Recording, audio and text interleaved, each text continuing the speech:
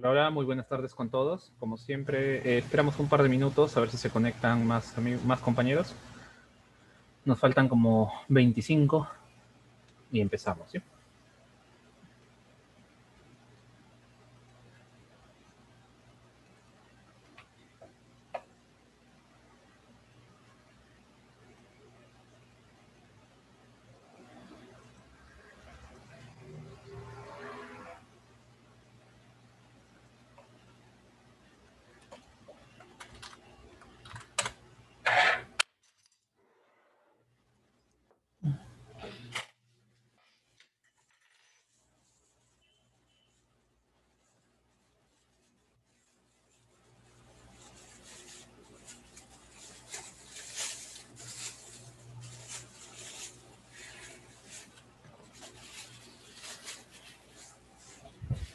No, no, no, no, voy para allá. Fuera.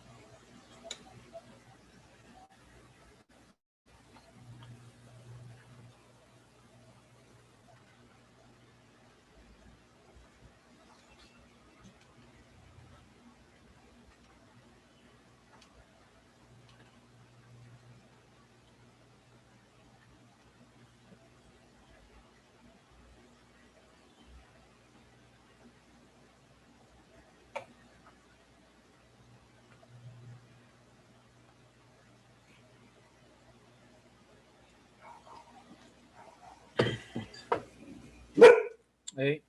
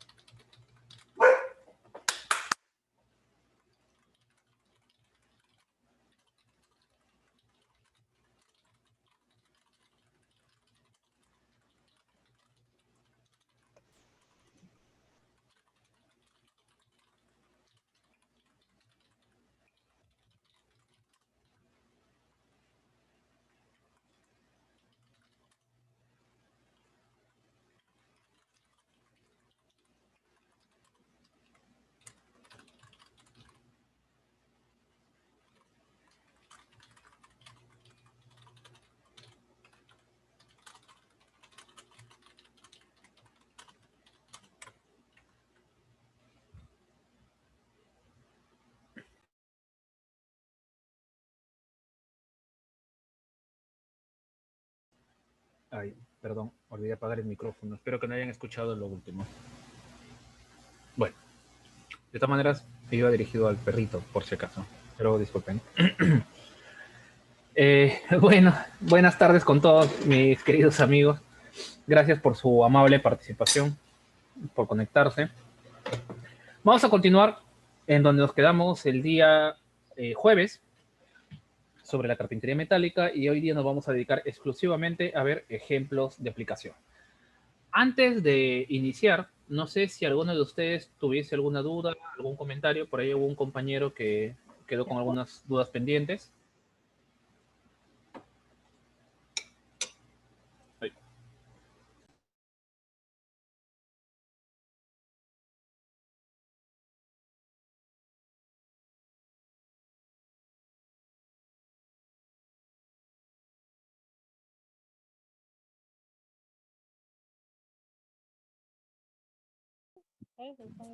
Bueno, por lo visto no. Así que vamos a continuar.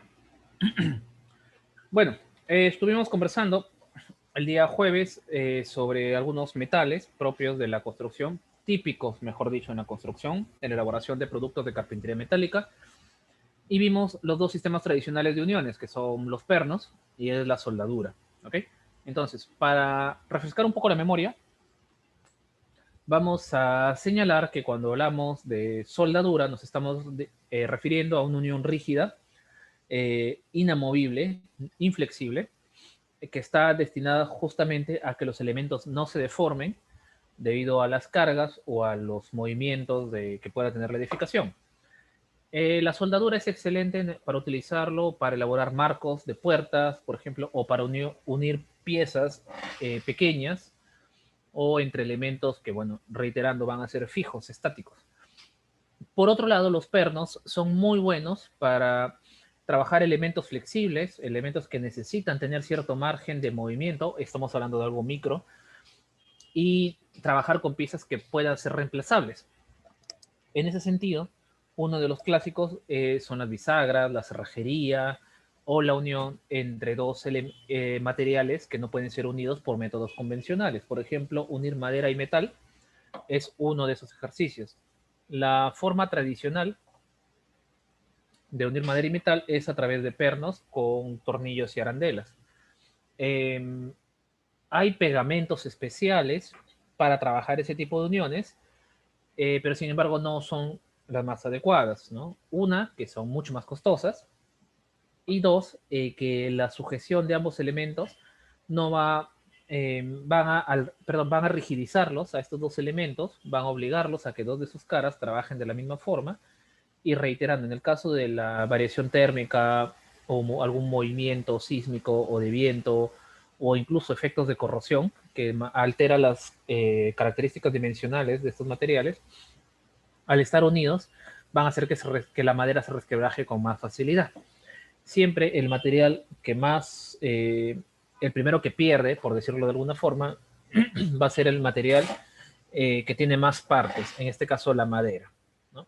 El metal es aunque está mal usado el término, es monolítico. Entonces, sufre, eh, sus deformaciones son simétricas, son proporcionales. En el caso de la madera, no. Está supeditado a la forma de sus vetas. Pero bueno. Vamos a ver entonces el día de hoy algunos detalles específicos, ¿no? De puertas, ventanas, elementos de soporte, entre otros. Bueno, acá tenemos, a grosso modo, un par de ejemplos para puerta metálica. Es evidente que son las elevaciones. Y en todo caso, aquí vamos a qué es lo que voy a señalar o qué es lo que voy a considerar como parte de lo que necesito. Primero, ya le habíamos dicho, la forma en que abre la hoja. Esto va a determinar tanto la posición de la bisagra, dos, de la cerrajería, la cerradura, y tres, la posición de los ángulos o los marcos, según el caso, que van a ser veces de tope para la hoja. Número dos, vamos a indicar obviamente la altura y la posición de la cerradura. En este caso no se indica la altura de la cerradura porque ya se ha indicado que este ángulo, que en este caso es una T, que está al centro, se ubica a la mitad. Bueno, perdón, se ubica a 1 metro al eje de la posición. Generalmente las cerraduras las trabajamos a 95 a 1 metro de altura. Y siempre considerar separarlo del borde de la puerta, ¿no? Por obvias razones. Sin embargo, yo les recomiendo no considerar esta medida. Esta medida no la acoten, porque la distancia al eje va a depender más bien de la cerradura antes de que el diseño propiamente dicho. Y casi todas siempre están alrededor de los 46 milímetros, así que ya es un estándar, digamos, ¿no? En este caso, estas puertas, las dos, se diseñaron para unos ambientes de servicio. En el caso de la izquierda, para una cámara de bombas, y para el de la derecha, para un grupo electrógeno. Entonces, la intención de ponerle una reja era permitir la mayor ventilación a través de la reja misma cuando esté cerrada, sin permitir que haya ingreso de personas. Y por otro lado, la parte inferior con esta plancha metálica colocada nos iba a servir para evitar ingreso de roedores o algún animal o qué sé yo, ¿no? Por ahí, cualquier situación por el estilo, ¿no? Ahora, en este caso se están considerando bisagras soldadas y los anclajes. Este tipo de anclajes, me parece que ya lo habíamos, no lo hemos conversado todavía. Esto se les conoce como pata de gallo. Ahora les voy a mostrar. Sí se ve el mouse, ¿no? Cuando se está moviendo, ¿no? De acá, estas flechitas. Ahora, vamos a ver anclajes.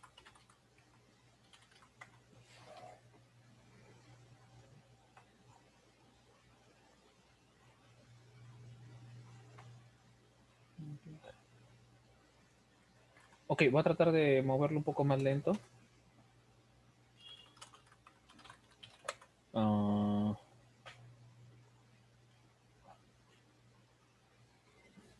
ya, no encuentro una imagen a la vista, pero vamos a graficarlo.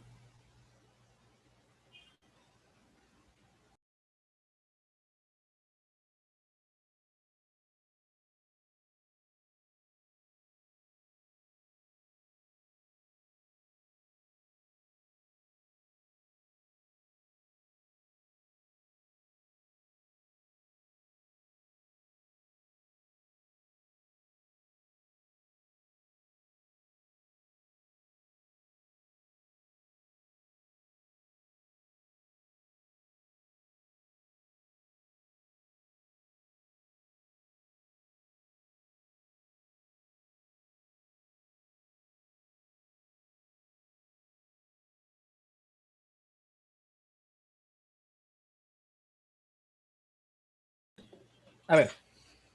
Ok. Voy a buscarlo el programa para revisarlo. Muchas gracias por la sugerencia. Voy a tratar de buscarlo e instalarlo hoy día mismo. A ver, acá tenemos dos de los tipos, digamos, de pata de gallo. Este es un anclaje artesanal, hechizo, hecho en obra. Cuando... la vez pasada me preguntaron de qué era hechizo. Hechizo viene de hecho, ¿no? Generalmente le llamamos así a las cosas fabricadas de manera artesanal en la obra. para diferenciarse de los que ya vienen prefabricados o vienen ya armados de fábrica, ¿no? O ya moldeados, ya vaciados, o ya vienen del taller, etcétera, ¿no?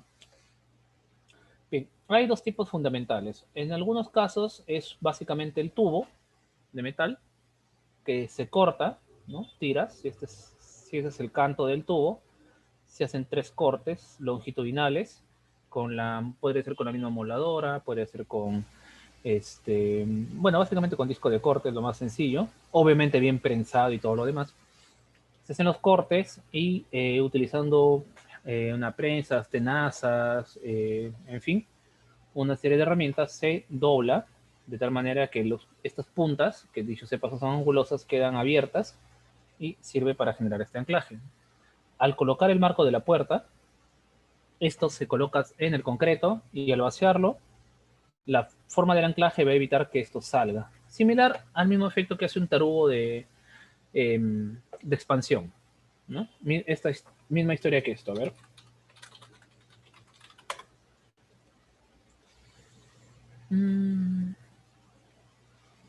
Esto de acá.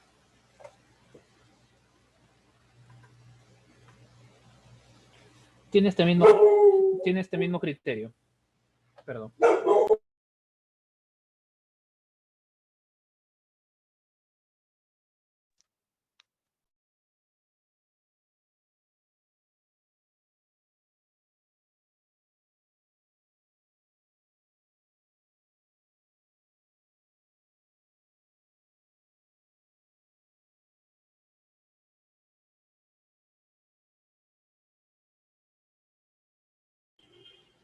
Bueno, decíamos que estos tarugos, perdón, el anclaje tiene el mismo criterio que estos tarugos. O sea, ¿cuál es la idea?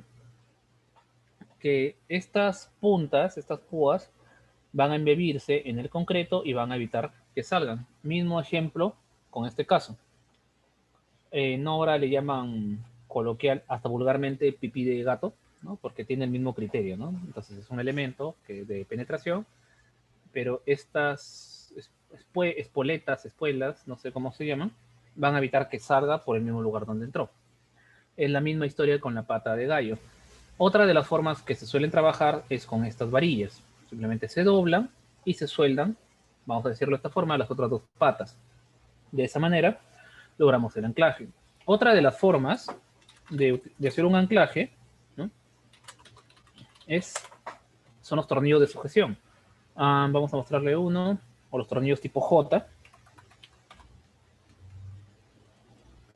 Pero si bien es cierto, sí se comercializan en nuestro medio, no son tan comunes, digamos, no son tan frecuentes. Y el método anterior mostrado es bastante eficiente en realidad para trabajarlo.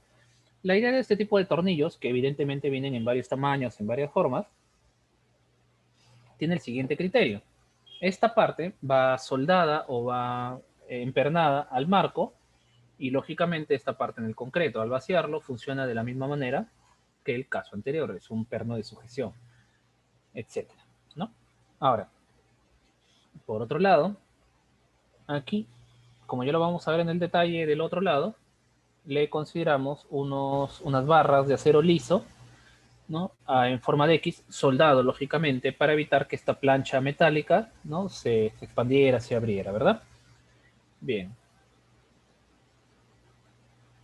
Ahora, acá vamos a ver el corte. Obviamente, este tipo de puertas, este tipo de detalles son de mucho menos espesor que sus equivalentes de madera, ¿no? Entonces, como podemos ver acá el planteamiento, acá la idea es, a diferencia de la madera, que yo trato de crear un bloque sólido o un marco enchapado, en este caso basta con crear una estructura de marcos, en cuyos lados internos de esos marcos voy a soldar las piezas que vaya necesitando. Depende del caso, ¿no?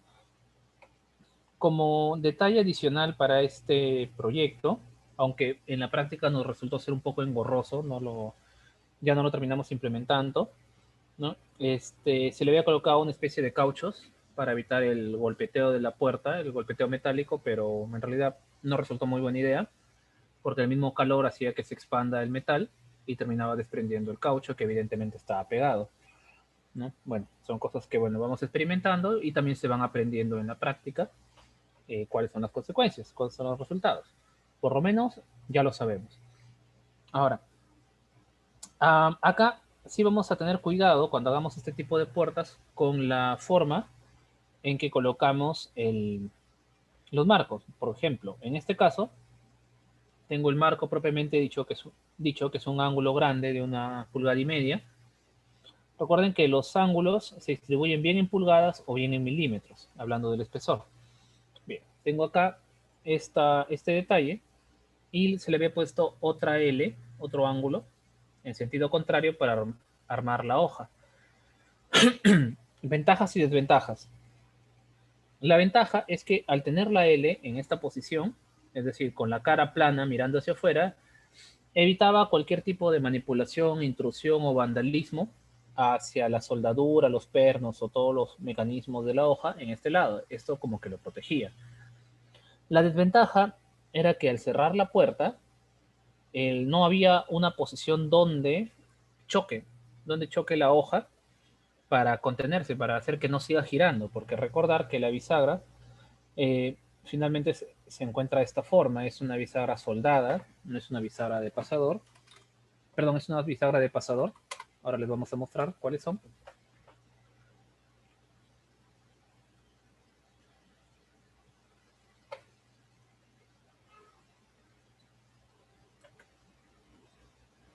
¿No? La bisagra de pistón o pasador es esta de acá, ¿no? Entonces cada una de las dos caras se suelda la hoja metálica, bueno, y se retira cuando sea necesario. Pero a lo que voy es que la diferencia con la bisagra capuchina convencional, la que utilizamos en las puertas de madera, esta queda expuesta, en cambio las otras quedan embebidas dentro de la madera al cerrarse el marco. Perdón, dentro del marco al cerrarse la hoja. Entonces el tema es que acá no tenía dónde topar. Acá no hay problema, porque el marco golpea al ángulo. Pero en este caso, al ser doble hoja, ya tenemos un tema de diseño que tenemos que pensar, porque esto va a generar esta situación, ¿no? Acá al medio, la hoja va a girar más allá de hacia dónde tiene que cerrarse. Eso sí me tienen el punto, ¿verdad? No, en lugar de girar 90 grados, va a girar un poco más, algo de 100, ciento y pico. Bueno, ¿cuál fue la solución final? Reemplazar, ya en proceso de obra, el ángulo por un perfil tipo U, o tipo C también podría haber sido, ¿no? Entonces, de esa manera, esta cara golpeaba al ángulo de exterior y evitaba que se cierre. Pero ahora teníamos un problema. ¿Cómo se soldaba, cómo se manipulaba esta situación? O sea, ahorita acabo de resolver un problema de diseño, ¿no? Y mi problema de diseño era el cierre de la hoja. Lo resolví, pero ahora me metí en un problema práctico, de proceso constructivo. ¿Cómo sueldo esto? Esta parte, ¿no? Recuerden que esto es un perfil, está todo lo largo, es un espacio muy chiquito y tengo que mantener ahí la reja, ¿no? La reja y los ángulos de la parte de abajo. A ver, ¿qué me sugerirían? Vamos a ver varias opciones y al final conversamos qué hice, quizá tienen una mejor.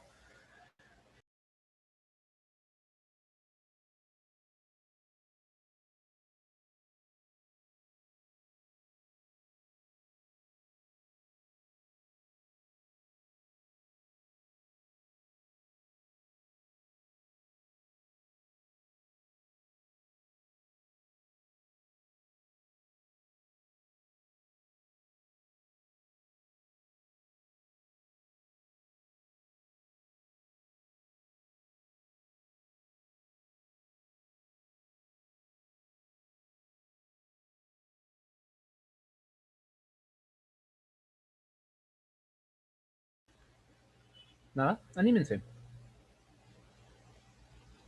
Aquí nadie va a jalar. Por lo menos hoy no.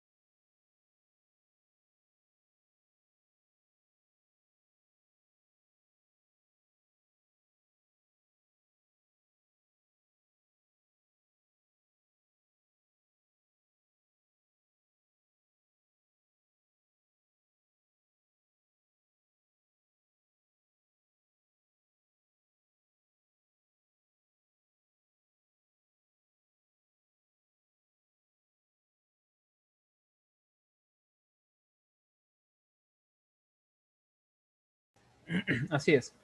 No, o sea, por supuesto, en el taller lo tienen que manejar, pero la pregunta es cómo, pues, ¿no? Porque estamos hablando de un angulito que va a tener alrededor de 1 pulgada por 1 pulgada, y esto es hasta 3/4 para el ancho de la hoja, porque ¿qué espacio necesito para sujetar una malla electrosoldada de 1/4? Incluso 1 pulgada es demasiado para este tipo de trabajos. Normalmente las rejas de estas puertas enrejadas, las hojas se trabajan con ángulos de 3/4 o 1 pulgada en el máximo cuando son muy, muy grandes.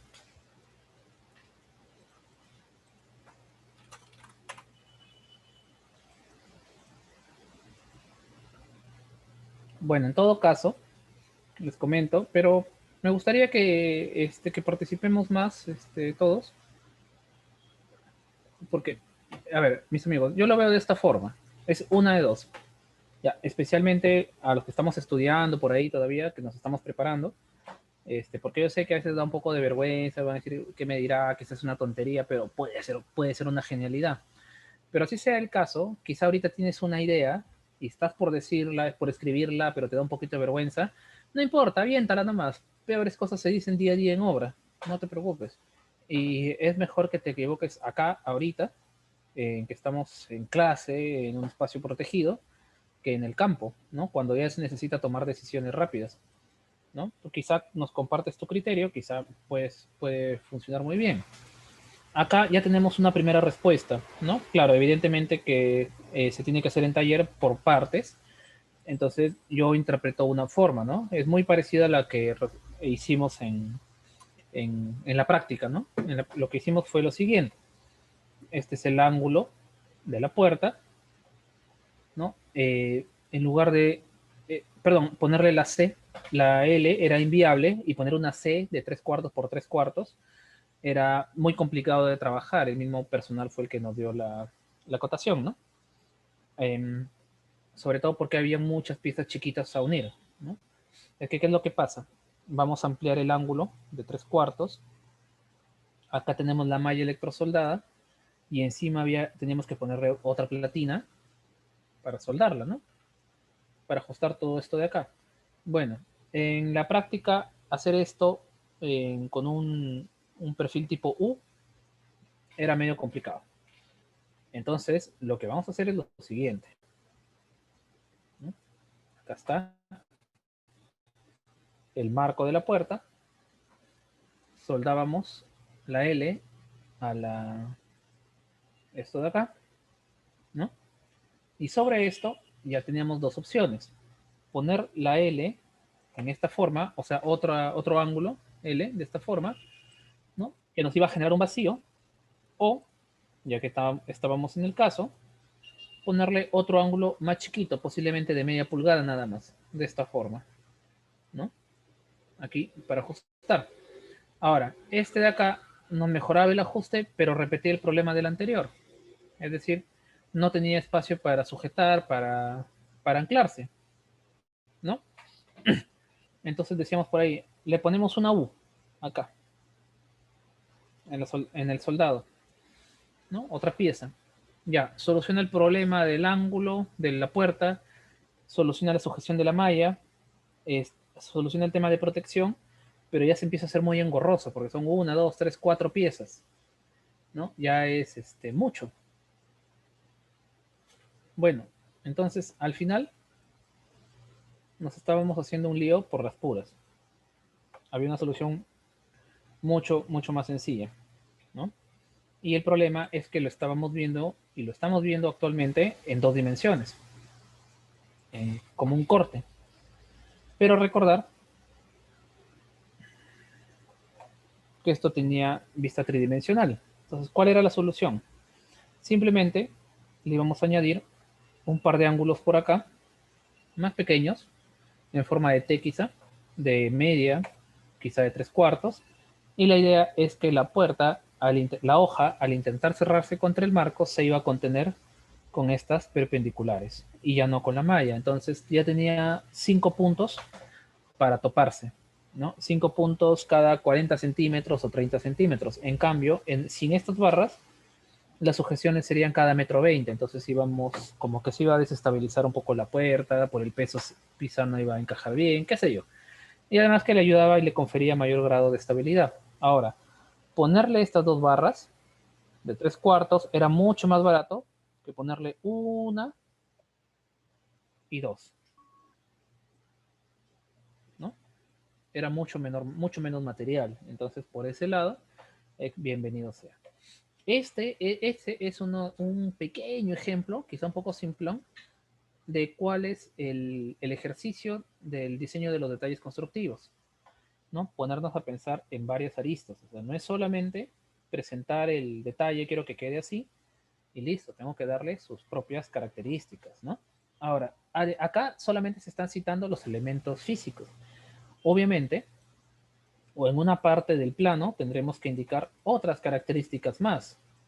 Para empezar, tenemos que indicar cuál será el imprimante o sellador para este tipo de puerta y de qué forma o cómo se va a pintar. Con esmalte, oleomate, con látex, con aerosol o con brocha, con pistola compresora, va a ser arenado, en fin, ¿no? Todas las especificaciones posibles, pero dentro de todo, lo más importante que debemos de citar son, ¿qué cosa? Los imprimantes, ¿no? El imprimante, la base con la que voy a trabajar este elemento.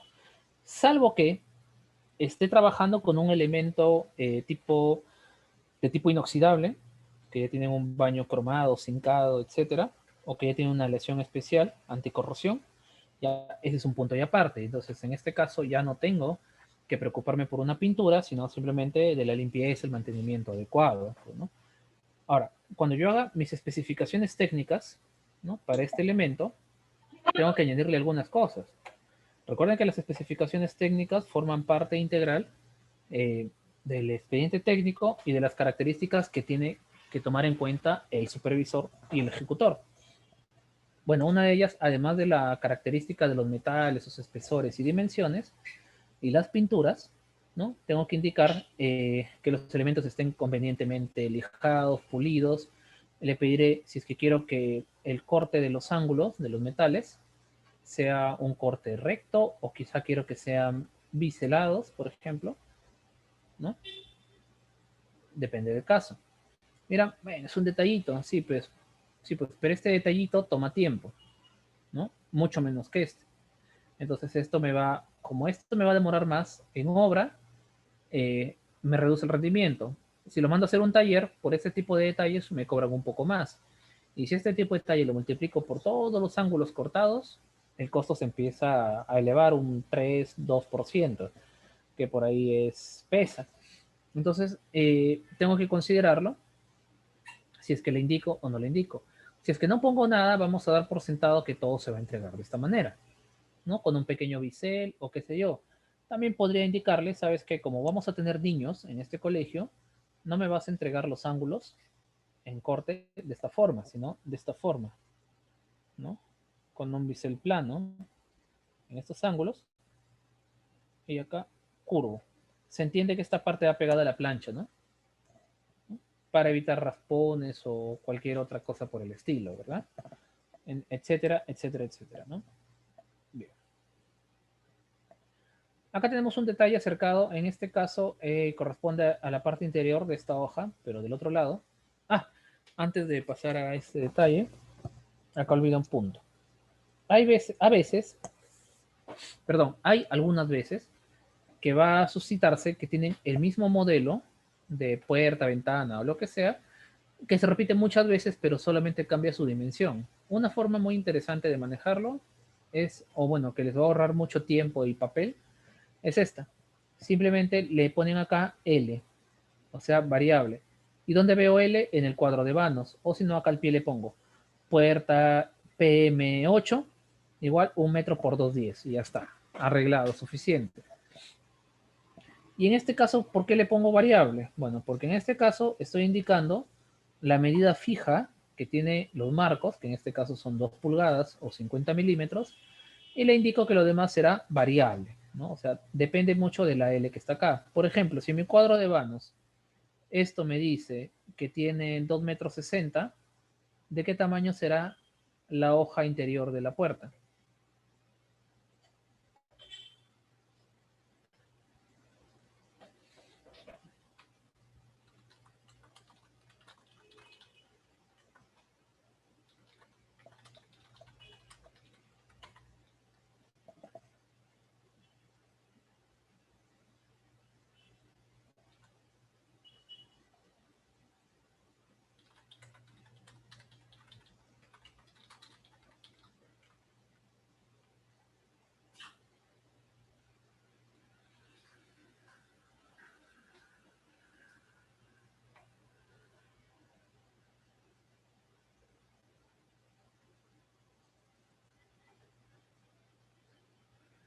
Ah, en ese caso, si fuesen, bueno, si fuesen puertas mucho más pesadas, yo les prepararía una estructura en sí misma, ¿no? Entonces, vamos a suponer 3 o 5 metros. En este caso, anclarlo a la pared ya es inviable. ¿Dónde estás, el mouse? Ya, anclarlo a la pared es inviable por el mismo peso de la puerta, ¿no? Va a terminar, yo no digo rompiendo la pared, pero lo que va a provocar es que se empiece a descuadrar poco a poco, ¿no? La hoja de la puerta y finalmente no es lo que queremos. Bueno, entonces, ¿qué solución proponemos? Simplemente, en lugar de hacerle acá estos anclajes, se sueldan, le colocaría unos tubos metálicos de hierro, probablemente de 3x3 o 2x3, dependiendo del caso, su propia viga y su propia cimentación anclada. Y ahí lo colocaría cuando son puertas bastante grandes. Pero como dice Alain, perdón, para casos de puertas pequeñas, para vivienda, digamos que no van a pasar los 2 metros, 2,5 metros, más que suficiente anclarlos a la pared, ¿no? No hay ningún problema. Pero bueno, todavía no me comentan. A ver, volvamos a la pregunta. Digamos que tengo ya, 3,20 m, lo anotamos acá. ¿A cuánto equivaldría el ancho de la hoja?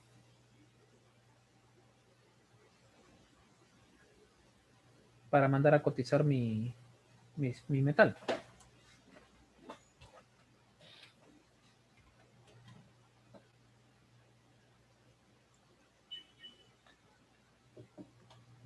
Acá le voy a poner una pregunta suavecita, ¿ya? Este es con punto de intervención, así tipo colegio lo vamos a hacer.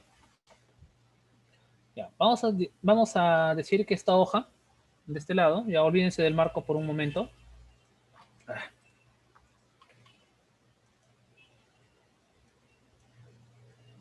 A ver, vamos a ver si es cierto el truco que me dijeron.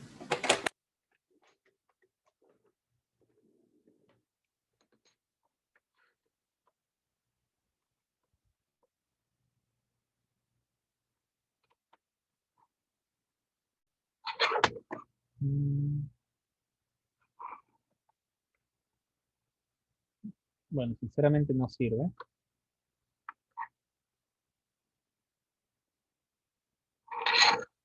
Dirán que quiere hacer, profe.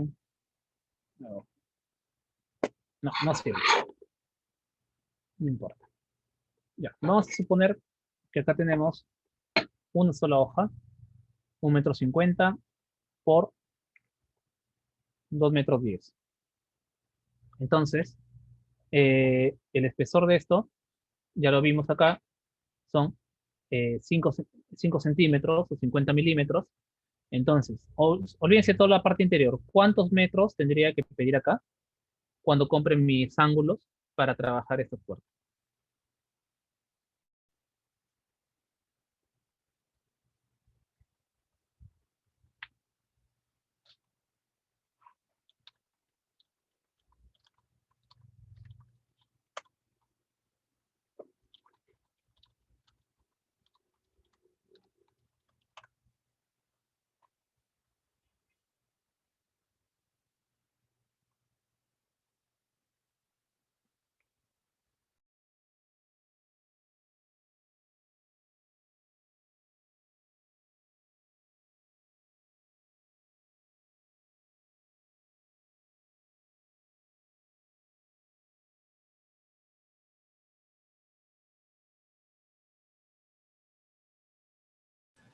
A ver, ya, yo les voy a pedir que hagan el costo unitario de esta puerta, de esta hoja, ¿ya?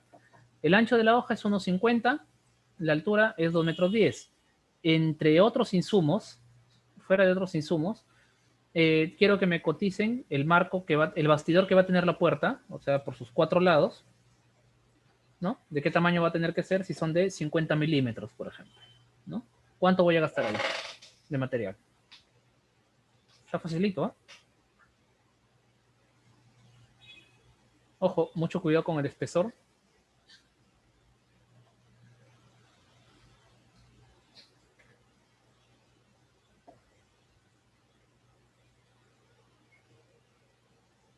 $7, ya tenemos una respuesta. Claro, yo imagino que estás considerando 1,5 más 1,5 son 3, más 2,10, que serían 5,10, más 2,10, que serían 7,20, pero si le descontamos los 4 empalmes de 5 centímetros nos daría 7 metros, ¿verdad? Esa es la idea, ¿no? Lo cual estaría genial en algunos casos. Si estuviésemos trabajando, por ejemplo, con platinas o con tubos, y esto a veces ni con tubos, podría ser. Sin embargo, quiero que imagines en grande, este es el ángulo de un lado y este es el ángulo del otro lado. Entonces, la idea del ángulo es que acá tenga su, su pared, vamos a llamarle, ¿no? Su cara. Ahora sí se le ve. Algo así, ¿verdad? En este caso, al cortarlo, quedaría así, ¿verdad? Y ahí está, para que no digan que no he llevado geometría, ¿no? Entonces, no los podemos pisar así nada más, estos elementos.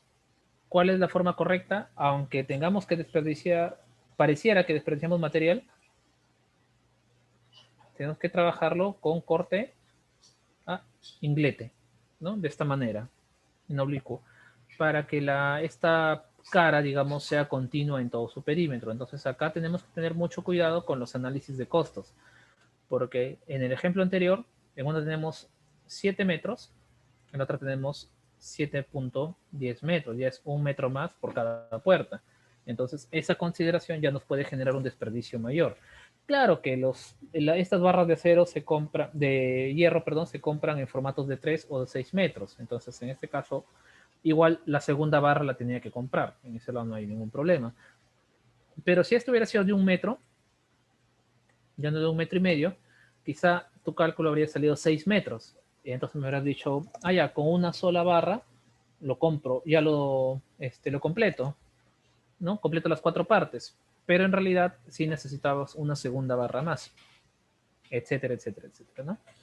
Bien, a este tipo de cositas me refiero cuando digo que tenemos que siempre imaginarnos, ponernos en el papel del ejecutor, del constructor, para tener en cuenta, ¿no? Ahora, bueno, ya tenemos esto por acá, ¿no? Y vamos a ver el detalle de la sujeción al piso, ¿no? Parece más complicado de lo que realmente es. Ah, bueno, este era para otro detalle, no era de esta puerta, era de otro, perdón. Bueno, el punto es el siguiente, nada más que acá aparece este elemento, ¿no? Que es una garrucha, o sea, una rueda, ¿no? Que va soldada sobre la puerta. Bueno, la rueda no va soldada, sino los anclajes de la rueda van soldados a una platina, es decir, a una placa metálica, y esta placa metálica va adosada a los anclajes o a los bastidores de la puerta. En este caso no debería haber muchos problemas. Y en este caso tenemos un picaporte, ¿no? Que básicamente es una barra lisa doblada. No hay mucha ciencia en esto, no debería generar muchas complicaciones. Ahora, este es el tipo de detalles que ya con el tiempo aprendí que no es necesario que lo hagan el detalle al 100%, ¿no? Porque en realidad, como generalmente son para portones, espacios de acceso a servicios, etcétera, el tema estético no está en tela de juicio, por lo general tratamos de ser muy prácticos. Entonces, la idea es también simplemente poner las indicaciones puntuales y ya lo verá el carpintero metálico, ¿no? Dentro de sus capacidades, cuál es la mejor solución que nos ofrece al respecto. Pero el tema de las garruchas, o sea, estas rueditas para que abran estas puertas metálicas, bueno, yo les recomiendo a partir de los 2 metros, perdón, a partir del metro 60. Hasta 1,50 m una hoja puede abrir sin problemas, elevada por una sola persona. Por encima de eso ya requieren un poquito de ayuda. Pero un detalle a tener en cuenta con este tipo de garruchas es que le tenemos que considerar una base sólida en el piso. Es una platina para que ruede por ahí la aparente redundancia, para que por ahí ruede la rueda, ¿no? Caso porque si lo trabajamos en el concreto, la superficie porosa, las bruñas y todo lo demás, va a terminar maltratando la propia puerta. Recuerden que ya de por sí es pesada y todo el peso de la puerta se está sosteniendo solamente en las bisagras y la garrucha propiamente dicha. Entonces aquí tenemos que tener cuidado, ¿no? Bueno, vamos a ver otro detalle más por acá. Este es en el caso, misma historia, pero en este caso está al centro, es decir, en el anclaje de las hojas, por el lado de adentro, por supuesto, ¿no? Lo que estamos buscando acá es tener un encuentro para colocar este cerrojo. Ahora, mira, profe, ¿no era picaporte? Bueno, picaporte y cerrojo es básicamente lo mismo, sino que por costumbre le llamamos picaporte al que tiene en movimiento vertical y cerrojo al que lo tiene de forma horizontal. De ahí son básicamente lo mismo, ¿ya? Ahora, en este tipo de detalles sí hay un pequeño elemento que a veces nos olvidamos en los presupuestos. Y no es que sea caro, no es que sea significativo, pero bueno, a veces es medio fastidioso olvidarse y es el famoso candado. Mucho cuidado, porque incluso hay una partida que es suministro y habilitación, de etcétera, etcétera, ¿no? Este tipo de elementos, ¿ya? Especialmente para eh, instituciones públicas. Ahora, vamos a ver otro tipo de detalle, y en este caso son las ventanas prefabricadas, pero antes de eso no sé si tienen alguna consulta, alguna duda o comentario por ahí. Hoy ya los noto particularmente callados.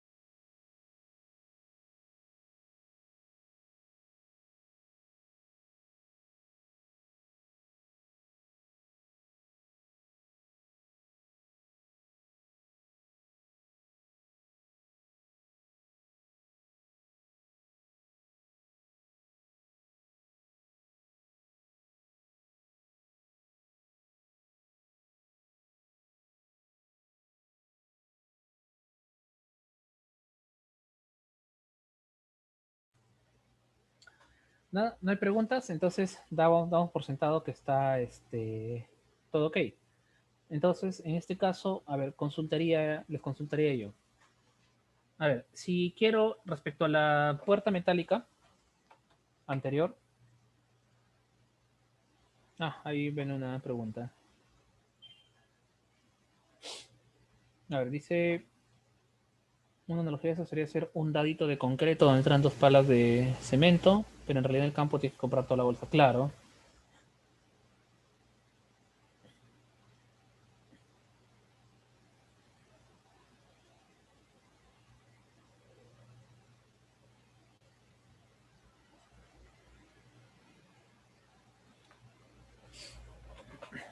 Muy bien. A ver, son varias preguntas.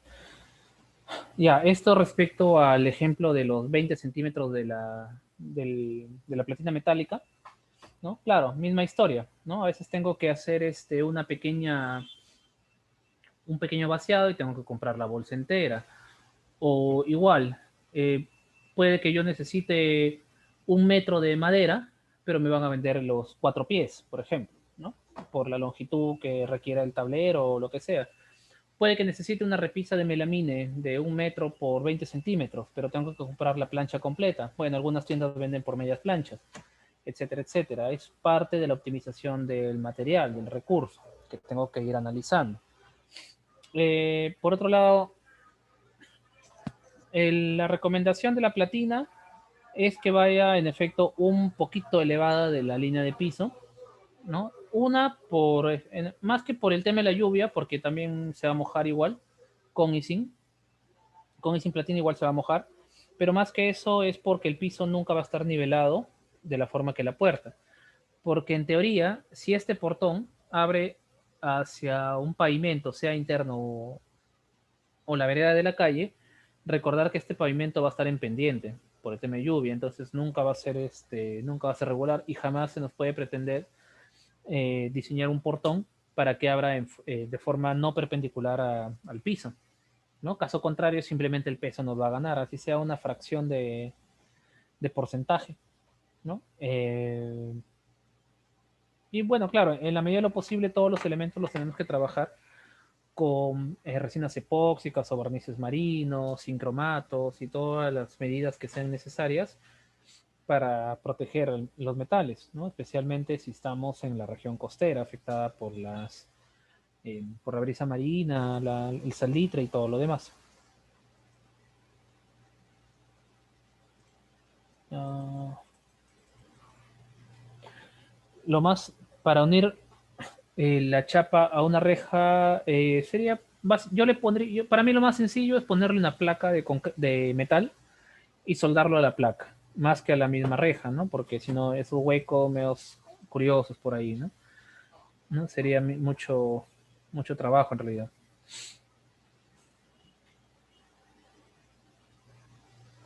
Ahora bien, no sé si por ahí hay otra pregunta.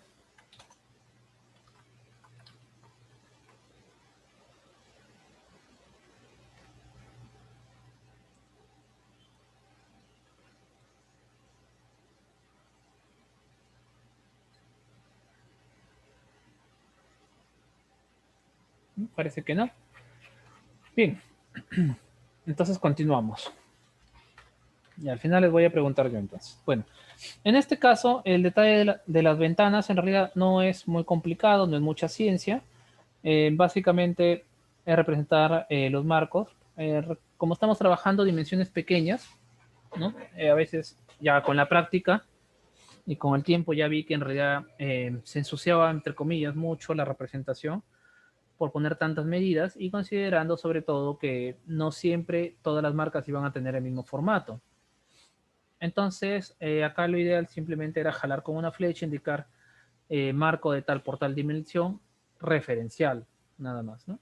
Básicamente lo único que tengo que indicar en este tipo de ventanas es cuáles son los paneles fijos, cuáles son los paneles móviles, obviamente con la flecha señalada, y la distancia y tipo de anclajes. En este caso le estoy colocando para los 4 lados pasadores, porque estaba rodeado de un pórtico de concreto, entonces no había posibilidad de anclarlo. Hay dos tipos de anclajes que normalmente se trabajan en las ventanas, que son los anclajes fijos, como los que ya hemos visto, ¿no? De este tipo, y los pasadores, que consiste básicamente en una barra lisa, ¿no? Que va dentro de un tubo, que es ligeramente más grande, por obvias razones. ¿Y el punto cuál es, arquitecto? El punto es que en caso de un movimiento sísmico, ¿no? La ventana no se rigidiza, no se ajusta al concreto de las columnas, de las vigas, sino simplemente patina, vamos a decirlo de alguna forma, y le otorga cierto movimiento, ¿no? Básicamente esa es la idea.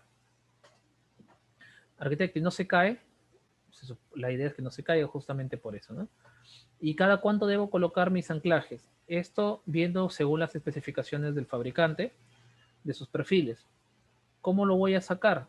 Más o menos. Primero, ahí me van a indicar en los distintos tipos de fabricantes, en sus catálogos, en sus productos de servicio, para cada dimensión de perfil, de ángulo, de tubo o perfil prefabricado, me va a decir cuánta es la carga máxima tolerable de cada elemento. Luego voy a ver cuál es el elemento más, ¿cómo decirlo?, más comprometido, el más exigido. En este ejemplo sería este travesaño y evidentemente serían los marcos de las ventanas. Ahora, ahora tengo que ver cuánta carga están llevando estos elementos, por ejemplo acá. Y simplemente, según las recomendaciones que me dé el fabricante, voy a distribuir tantos anclajes como sean necesarios en función del peso que está generando este elemento.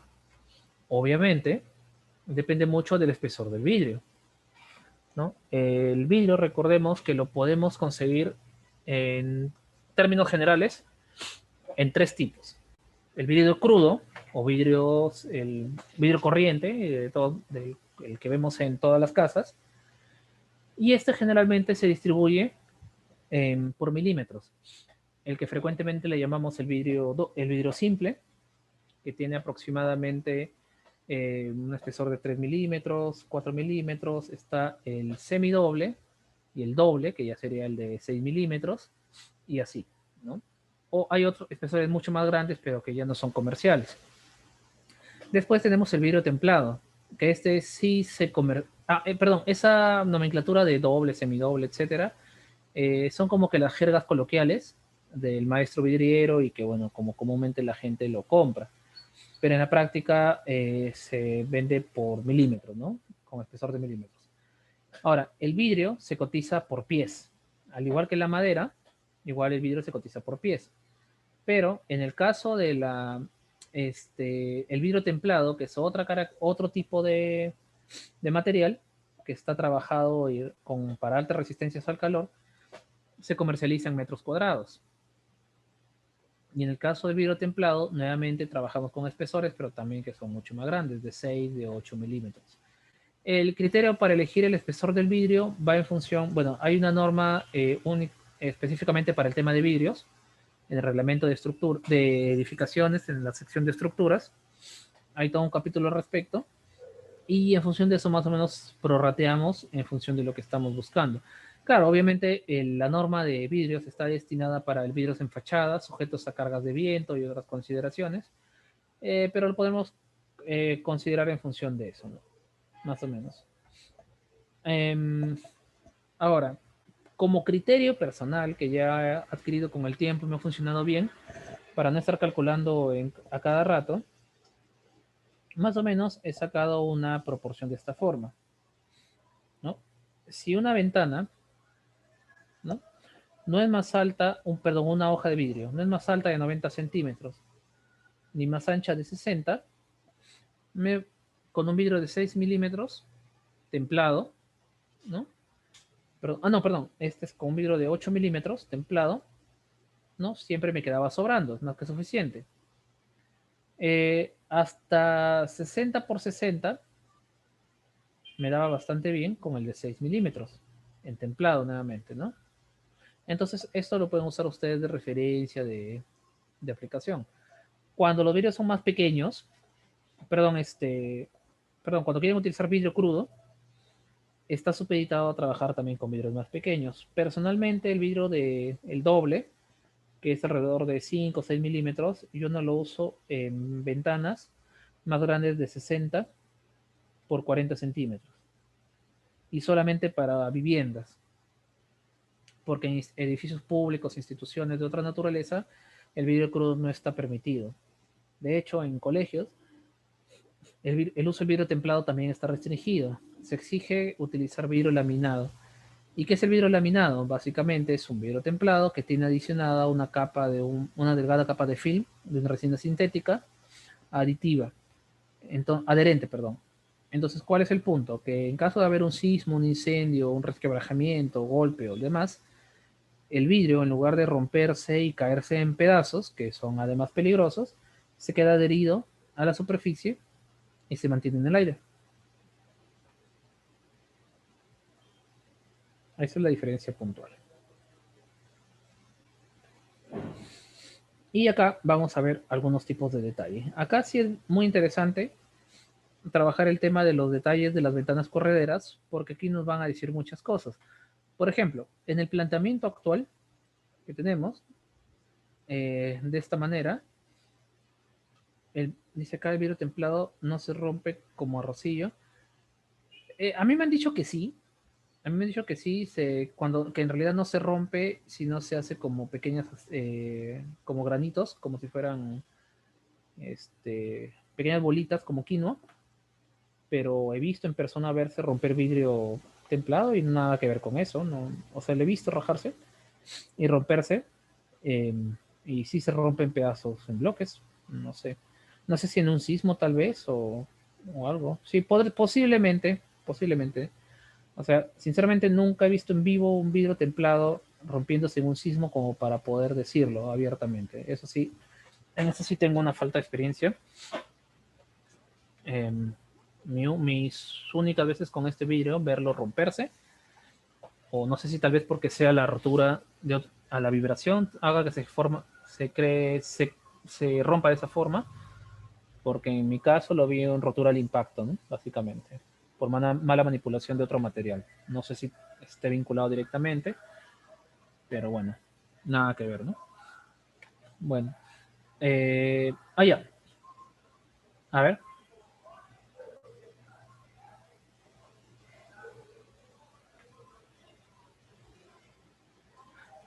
Muy buena pregunta, claro, muy buena pregunta. Eh, Les voy a hacer aquí franco en esa respuesta, ¿no? Muy, muy sincero. Esta es una de las respuestas en las que voy a tener que recurrir a mi carta guardada, ¿no? No tengo la respuesta en este momento, pero te la voy a conseguir. Si yo ya llego a una obra ya ejecutada, yo no sabría cómo reconocerlo directamente. Según yo, hace algunos años, mi criterio era ver el color del canto del vidrio, ¿no?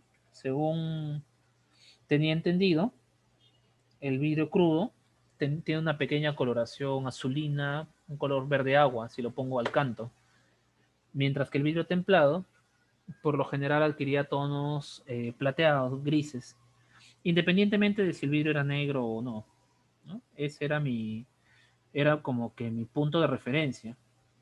Pero en la actualidad he visto vidrios que tienen todo tipo de coloraciones, ¿no? Bueno, eso no sé, ya depende ya debe ser el especialista. Yo lo reconozco la madera por la veta y el color. Algunas maderas incluso tienen un olor característico, como la copaiba, la caoba, tienen un olor ya muy, muy específico, ¿no? Que es difícil de confundir. Pero de eso de morderla, bueno, no lo he visto en vivo, ¿no? Bueno, nunca lo he requerido en todo caso. Para ver cuál era la mejor de las que se tenían que usar. Bueno, podría ser el caso, ¿no? Vale, qué interesante. ¿Cuál criterio utilizaría? Me imagino que la que esté más amarga. De entre las tres, si tuviera que elegirla por el sabor, buscaría la que tiene peor sabor. Porque se entiende que si a mí no me gusta, no le gusta la polilla. No vayan, amigos, no vayan a hacer que vayan a hacer como eligen la más rica todavía. Bueno, pero ahora, ¿cómo reconocer el vidrio ya puesto? Sinceramente, no lo sé. ¿Cómo reconocerlo cuando me lo traen a obra? ¿No? Evidentemente por el sitio donde las compro, porque voy a buscar un lugar certificado. Si voy a gastar dinero en vidrio templado, piden un lugar que me dé garantías, ¿no? Así es, en el papel aguanta todo, tal cual, ¿no?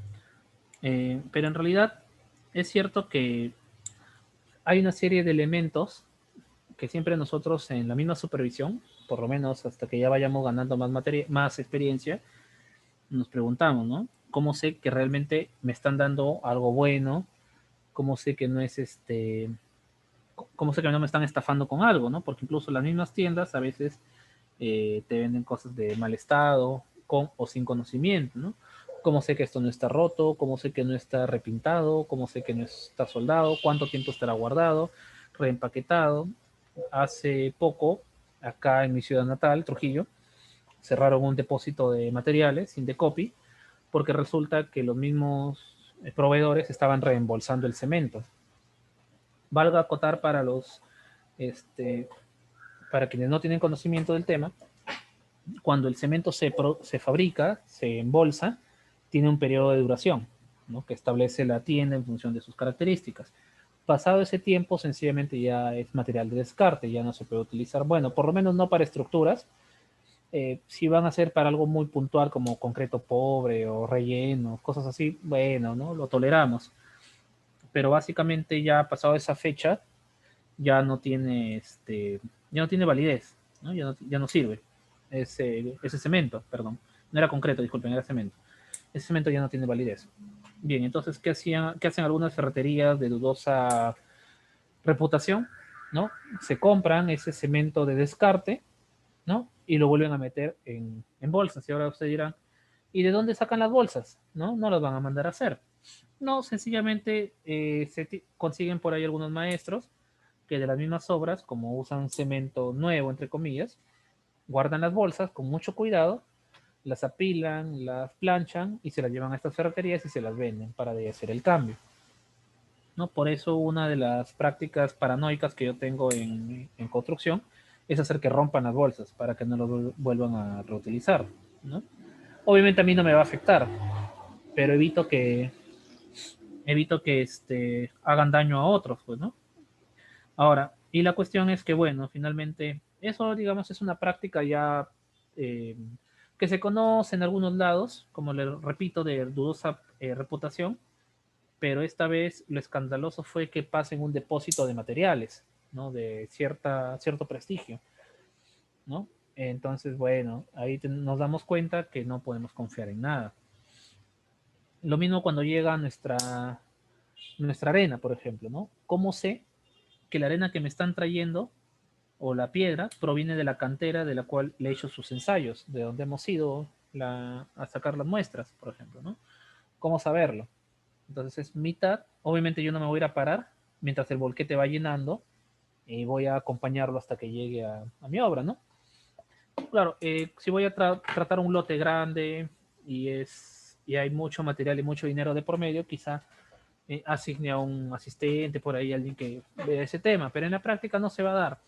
Así que es un punto medio entre verificar y la confianza que tenemos que tener a nuestros proveedores tradicionales, ¿no? Etcétera, etcétera. Eh, ¿Cómo comprobar, por ejemplo, que la madera que me están trayendo ya está correctamente secada? ¿Cómo saber que mi metal no se ha oxidado antes de pintarlo para disimular, ¿no? Eh, ¿Cómo sé que, por ejemplo, los EPPs que me están trayendo y por los que me están cobrando no están reutilizados de varias veces? ¿No? Por ejemplo, los cascos, ¿no? El típico. Pasado un tiempo, ya sabemos eso, que los cascos se descartan, ¿verdad? O al recibir un golpe de cualquier naturaleza, se tienen que descartar y utilizar uno nuevo. ¿Y cómo sé que los que me están trayendo no son reutilizados de ese que ya pasó su tiempo de vida? Etcétera, etcétera, etcétera, ¿no? Hay un montón de situaciones que sí, pues, esa es justamente nuestra función, ¿no? Les adelanto que en este tipo de trabajos el yo no sabía no tiene lugar, ¿no? Bueno, y si no sabemos, preguntamos. Por ejemplo, hoy día o mañana voy a preguntar ese tema del vidrio, ¿no? Que bueno, me dejó con la interrogante y bueno, como les digo, voy a jugar mi carta, te paso la respuesta mañana, ¿no? Y ahí termino mi turno. Bueno, seguimos. Ahora, acá vamos a comentar sobre esta ventanita, ¿no? Ya lo hemos visto, es una ventana corredera de 3 hojas, pero el punto acá curioso es la forma de abertura de las hojas, porque nos damos cuenta que por la naturaleza del diseño solamente puede abrir hasta 1/3 de la hoja, de la ventana nada más. No se puede abrir más. Entonces ahí tendríamos que revisar el diseño. ¿Por qué 1/3? Porque yo puedo pegar, ¿no? Mi hoja a un costado, es esta hoja 1, 2, 3. La hoja 1 la pego a la izquierda. La 2 la traigo y la coloco por acá. Está con la guía. Y la 3, ahí quedó. Va a golpear con la 1. Entonces, finalmente, el espacio disponible para ventilación y etcétera, ¿no? Si alguien quiere sacar la cabeza o suicidarse, no sé, el espacio disponible solamente va a ser la tercera parte. Entonces aquí tendríamos que revisar si eso es lo que queremos o si queremos hacer un replanteo. ¿Cómo podría replantear si quisiera aumentar el área de inspección? Opción número 1, perdón, el área de apertura. Opción número 1, trabajar la misma ventana pero en 3 canales. tres en paralelo y ahí ya puedo abrir los 2/3 de la ventana. En el papel suena bonito, pero en la obra, ¿de dónde consigo perfiles que trabajen con esas características? ¿No? Porque generalmente están diseñadas para 2 hojas. ¿Puedo mandarlas a hacer? Sí. ¿Puedo hacerlas con otro material? También, pero hay que tenerlos en cuenta. Lo señalo para no presentar propuestas de elementos que no se puedan construir.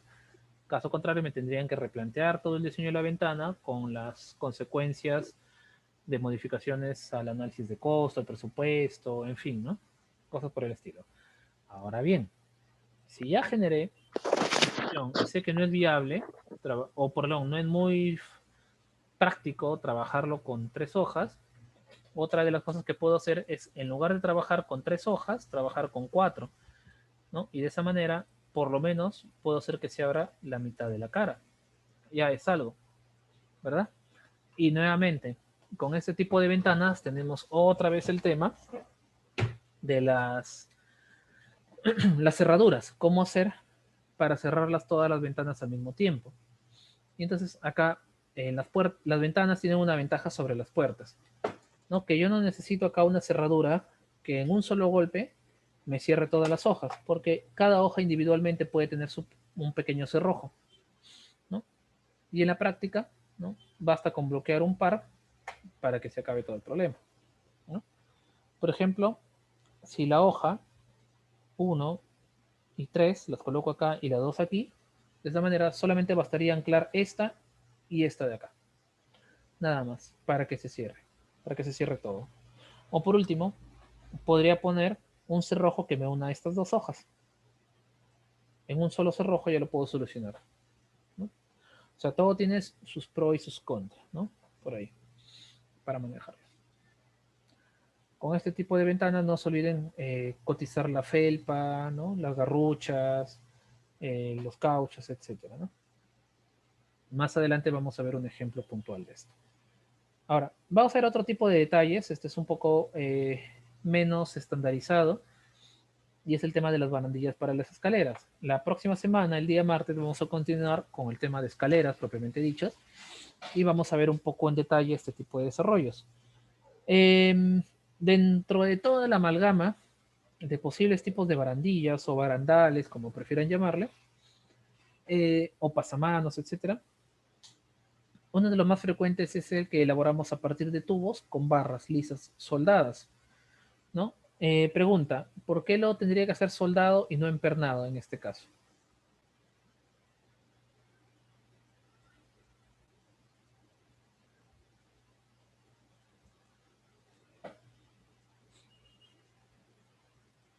Por favor, escriban todos. Nos vamos a preguntar. A ver, señorita Talía, no sé si nos podría dar una idea.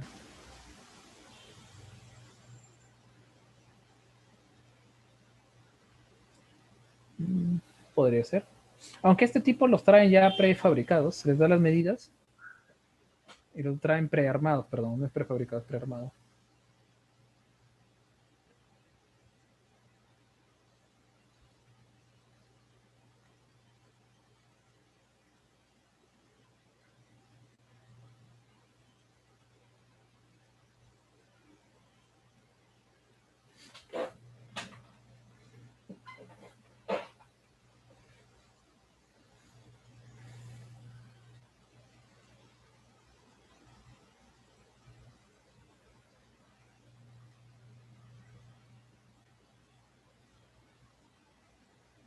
No, no, la pregunta era, me refiero, ¿por qué las barandillas normalmente, este tipo de barandillas, se trabajan soldadas y no empernadas?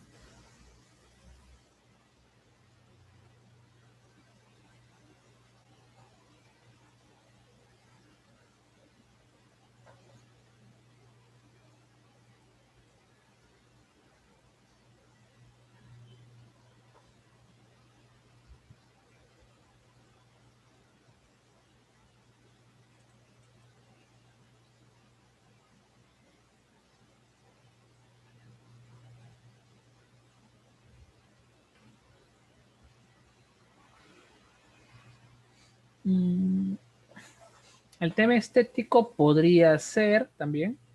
El tema de la duración es relativo, ¿no? Porque al final el tema de duración depende del mantenimiento y del trabajo.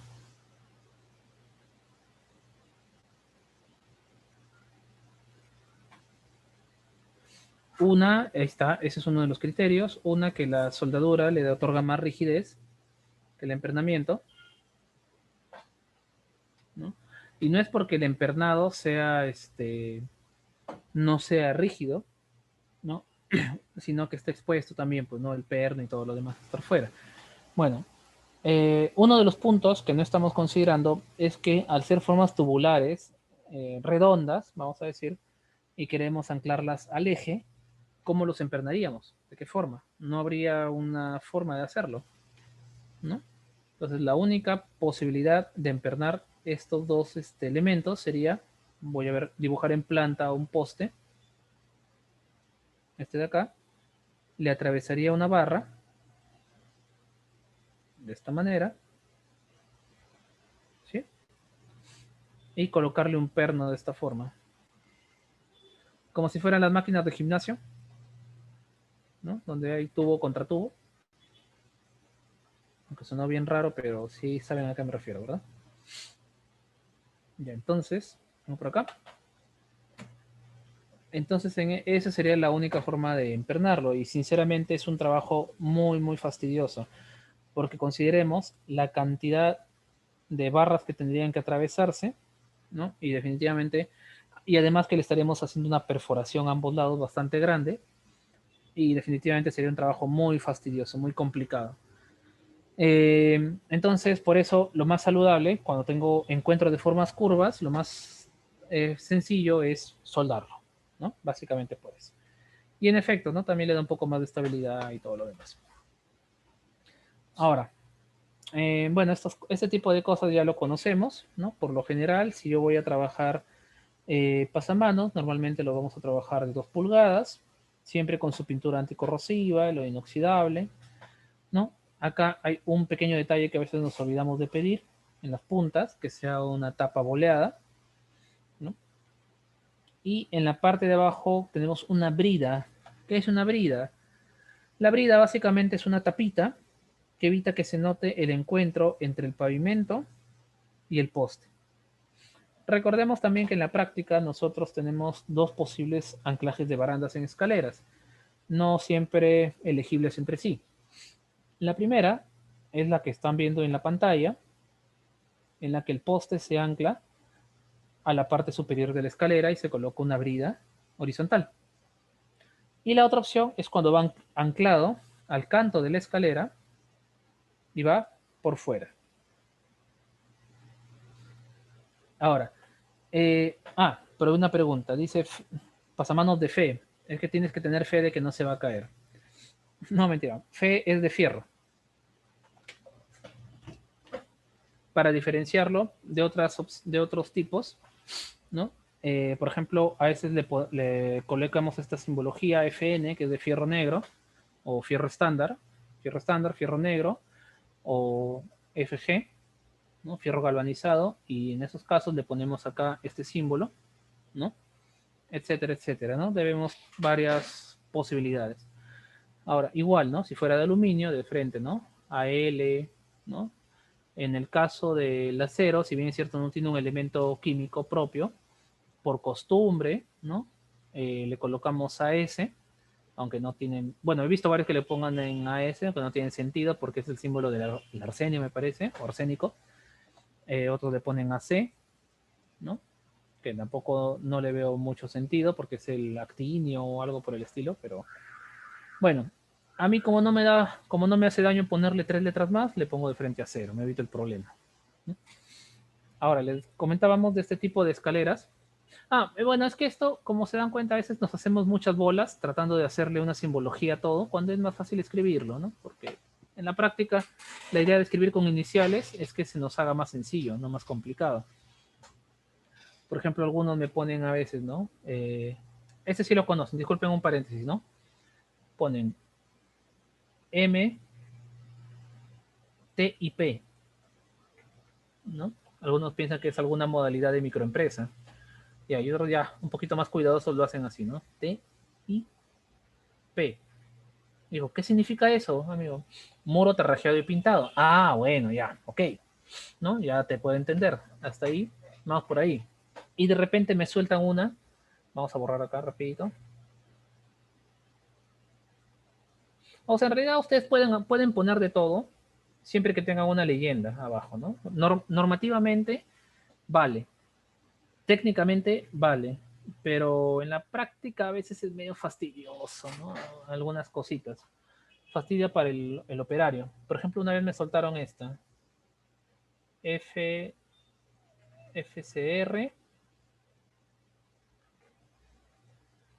MC, ¿no? PL, la L minúscula, PL a L, algo así, no sé, ¿no? Yo lo veía y no sé, pensaba que era como la gente que a veces, no sé si les pasa que les mandan un archivo y tienen este tipo de nombre, ¿no? Como que, no sé si, pensaba que era algo por el estilo, ¿no? Que se les había escapado. Y no, ¿saben qué significaba? Y para que se rían, ¿eh? Falso, cielo, raso, masillado, con platina de aluminio. Entonces, bueno, ya, no sé, o sea, me genera muchos sentimientos encontrados, ¿no? Este tipo de comentarios, ¿no? O sea, lo triste es pensar que la otra persona nos tiene que entender automáticamente porque se nos ocurrió, ¿no? Claro, es un despropósito, exacto, ¿no?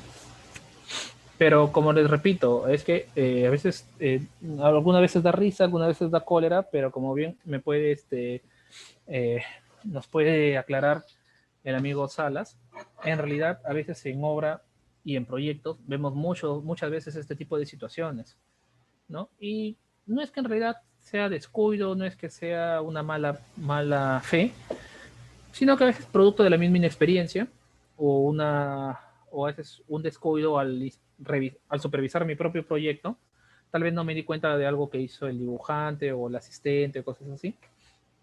No, porque vamos a ser honestos, pues, ¿no? El 70% de la graficación de un expediente lo terminan haciendo los practicantes, los dibujantes, los asistentes, los nuevos, ¿no? Los que van iniciando terminan haciendo sus trabajos y está muy bien, ¿no? Es parte, algún momento tienen que aprender, pero mi responsabilidad como proyectista o especialista de proyecto es revisarlo, ¿no? Es revisarlo, porque por un lado me están pagando por hacerlo y por otro lado el practicante está esperando que yo le corrija sus errores, ¿no? Ahora, lo triste sería que el practicante o el asistente, por temor a de que le vaya a observar algo, me esté ocultando lo que está preparando, la información que está preparando, ¿no? Por vergüenza, qué sé yo, no me lo enseñe y nunca lo revise. Y también sería un error de mi parte no revisarlo y no pedir toda la información y verla antes de firmarla, ¿no? Porque a veces se nos van. Les confieso que alguna vez, cuando era practicante, me traje unos planos a casa. Yo era de esas personas hinchas que se llevaban el trabajo a casa para seguir avanzando. Y no me acuerdo con quién, qué estaba haciendo, creo que estaba coqueteando con una compañera por ahí. Y parte de la conversación de chat que le tenía que escribir a ella, le escribí en el plano, sin querer queriendo. O creo que hice un copia-pega, no sé, algo por el estilo. Y ya se imaginan la cara del ingeniero cuando leyó, ¿no? Bueno, ya se imaginan, ¿no? Y ni siquiera voy a repetir qué cosa estaba escrito o qué tipo de cosas le había pedido a esta compañera, ¿no? Entonces, está de más, ¿no? Pero ya se pueden imaginar, ¿no? Yo cruzaba de los dedos que al salir de la oficina no la veía su camioneta fuera estacionada, porque ahí sí me iba a dar un pánico tremendo, ¿no? Bueno, ahora, volviendo a este tema de las barandas, entonces, aquí tenemos dos tipos de posibles anclajes, entre muchos otros, ¿no? Hablo de los convencionales. Que el anclaje sea de carácter horizontal en la parte superior del paso o en la parte lateral. Vamos a señalar, por cierto, que este tipo de barandas, a diferencia de lo que a veces nos dicen los carpinteros metálicos o los subcontratistas de este tipo de estructuras, a diferencia de lo que se dice, esto no me reduce el ancho efectivo normativo. Es decir, si mi escalera de evacuación comercial o lo que sea la he calculado en 1,80 m y le pongo este tipo de pasamanos, mientras que este eje se encuentre a lo mucho 5 centímetros, esto no me reduce ancho efectivo de escalera, por si acaso, ¿no? Entonces a veces se piensa que por eso no me conviene y mejor le instalo este tipo, que en realidad me hace ganar más espacio. Mentira, normativamente hablando es exactamente lo mismo. Ahora, que en la práctica este me entregue unos 20 centímetros más de área, bueno, ¿no? Es otra cosa. Y cuando digo 20 centímetros más, no es que haya más espacio de escalera, sino un poco más de separación de paso hasta la sujeción del pasamanos. Ahora, en teoría, ¿no? Este no me invade espacio, tiene un acabado mejor, un poco más interesante, sí, pero veamos los peros. Entonces, el pero, o mejor dicho, el depende, viene por acá. La mayor cantidad de escaleras que diseñamos en el Perú son la que yo le llamo la escalera del pueblo, porque todo lo tienen, ¿no? Este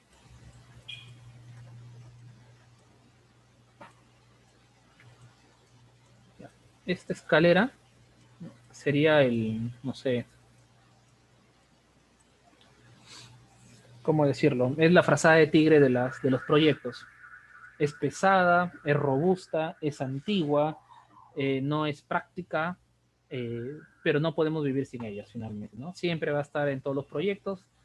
Han acompañado nuestros abuelos, a nuestros padres, a nosotros, seguirán acompañando a nuestros hijos y así hasta el final de los tiempos, ¿no? Porque es muy fácil de diseñar, aunque en la práctica ya lo hemos visto que, bueno, es un poco fastidiosa. Ahora, ¿cuál es el tema con esta escalera? Generalmente cuando la diseñamos, esto ya voy a ampliar un poco más en la sesión de escaleras, cometemos un error pero garrafal, tremendo. Y el error es con el tema del ancho.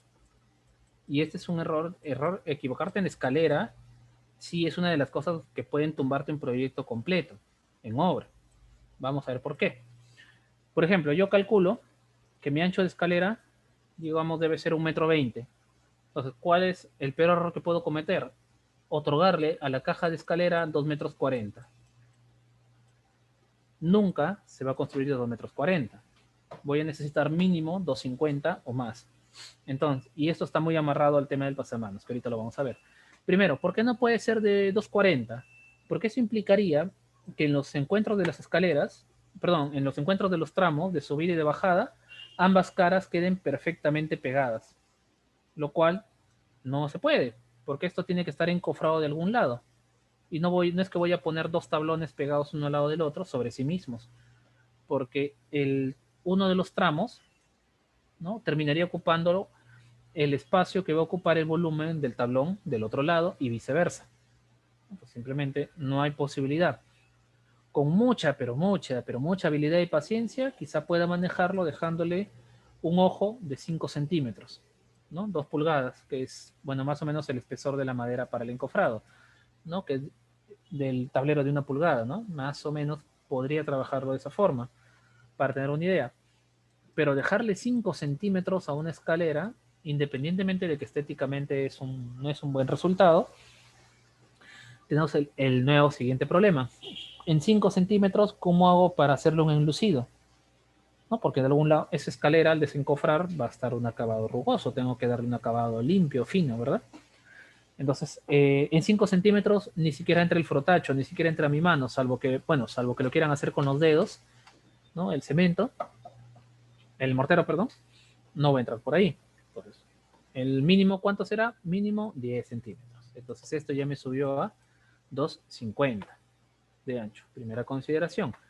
Ahora, si en esta escalera yo quiero colocarle, se me antojó este tipo de baranda, o me pidió mi cliente, qué sé yo, tendré en cuenta que este pasamanos va a tener mínimo un espesor de 5 centímetros y el radio de esta brida por lo menos va a tener 5 más. Entonces 5 para llegar al eje de 2,5. Entonces esta separación va a tener de 7,5 centímetros, ¿no? Para poder entrar correctamente. Entonces, profesor, si quiero usar este tipo de baranda, ¿le tengo que dejar 15 de ojo? No, por lo menos 20. ¿por qué no? Pero si 7,5 por 2 entra 15. Sí, pero si tú lo dejas 15, en algún punto de la mitad de la escalera, entre el paso de subida y de bajada, se van a topar los dos bordes, pues, ¿no? Va a ser medio fastidioso. De hecho, bueno, para ser honesto, este tipo de pasamanos no son recomendados para bordes interiores, ¿no? Raro, no conozco a nadie que les diga sí, ponle, de ese tipo, porque los encuentros son bien fastidiosos en las curvas y demás. Este tipo de barandas están bien para las escaleras lineales o las escaleras en L, ¿no? Donde tenemos bastante espacio de curva, pero como acá es una escalera cerrada, aparte que no se luce, me genera unos encuentros muy sucios. Bueno, en todo caso, ténganlo en cuenta. ¿Ya? Ahora, en ambos casos, siempre vamos a tener un anclaje embebido en el concreto, ¿no? Con una brida y lo demás, ya saben, ¿no? Es desarrollo por encima. ¿Sí? ¿Dónde debo colocar los postes? Depende del diseño, pero una recomendación saludable que les puedo dar es que no dejen que pase más de 1,20 m entre postes. ¿Sí? En 1,20 m, más o menos, es el espacio en donde dos personas se pueden apoyar juntas al mismo tiempo. Entonces van a ejercer una presión dinámica, no sé si está bien dicho el término, de aproximadamente 150, 160 kilos sobre estas barras. Entonces, que esto se va a transmitir a estos postes y a un único anclaje.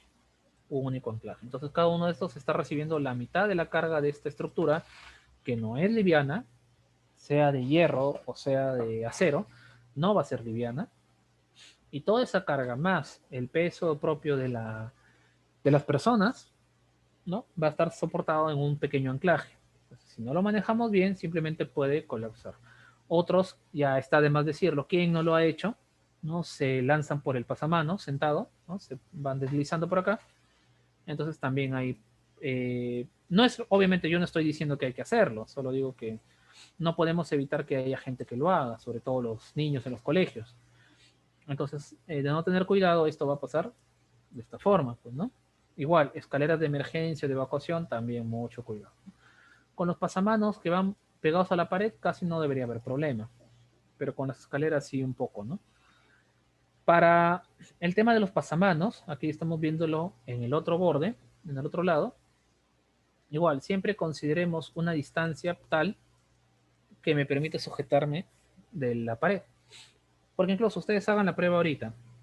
Cojan un escalímetro, una regla, una barra, un tubo, cualquier cosa, y colóquenlo a 5 centímetros de la pared, que es como generalmente se hacen los planos, y traten de cogerlo por ahí con sus manos. Es muy probable que se golpeen los nudillos, ¿no? Entonces, si pensamos que una escalera de evacuación la gente va a estar, no digo corriendo, pero apurada, no va a estar tomando la precaución de ver si me sujeto o no me sujeto bien, y no queremos que por ahí, en lugar de ayudarse, se terminen fracturando dedos por quedarse enganchados en esa posición.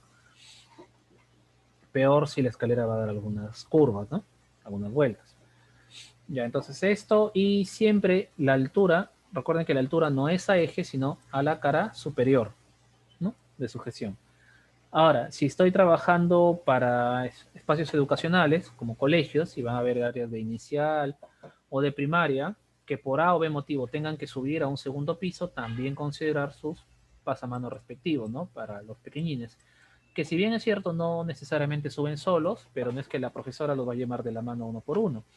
Mira, aguante arquitecto, ¿cómo que inicial con escalera? Bueno, las categorizaciones para los iniciales, las cunas, hay un grupo que va de 3 años y otro grupo para 4 y 5 años, ¿no? Grupo 1, grupo 2.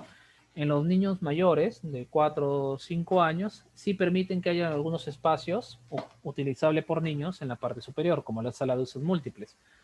Entonces, salvo que consideremos una plataforma de rampas que puede alcanzar los 40 metros de longitud, lo más probable es que utilicemos escaleras. Así que si vamos a utilizar escaleras, darle las condiciones necesarias de seguridad. Entonces lo señalo porque frecuentemente en los colegios no le colocamos el pasamano para los niños, solo colocamos para los adultos. ¿Sí? Ahora, ¿a qué distancia, profesor, debemos colocar estas piezas? ¿No? La norma me lo dice. No más de 175 milímetros, bueno, 17.5 centímetros, ¿no? O si quieren verlo de otra forma, 7 pulgadas. ¿Por qué? Porque si yo coloco estas dos barras a esa distancia, nunca, bueno, es muy poco probable que por aquí pase la cabeza de un niño, que es más o menos lo que mide una cabeza de niño, o alrededor de 18 centímetros, más o menos, ¿no? Claro, salvo que sean prematuritos, pues no más chiquititos, no nunca faltan estos piojitos, que son un poco más pequeñas, pero bien, visto para casos generales, ¿no? La mayoría de mis niños no van a poder meter por ahí la cabeza, que es lo peligroso, ¿no? Para tener en cuenta. ¿Y a cuánto, profesor, acá lo mínimo en la parte de abajo? Por mí, le pondría 5 centímetros, pero es pedirle a la gente que se enrede los pies. Yo normalmente lo dejo a 10 centímetros porque es el espacio suficiente para que en el peor de los casos un mocoso travieso saque los pies por ahí, se cuelga, nunca falta uno, pero que no pueda bajar más, se va a atorar en la cadera.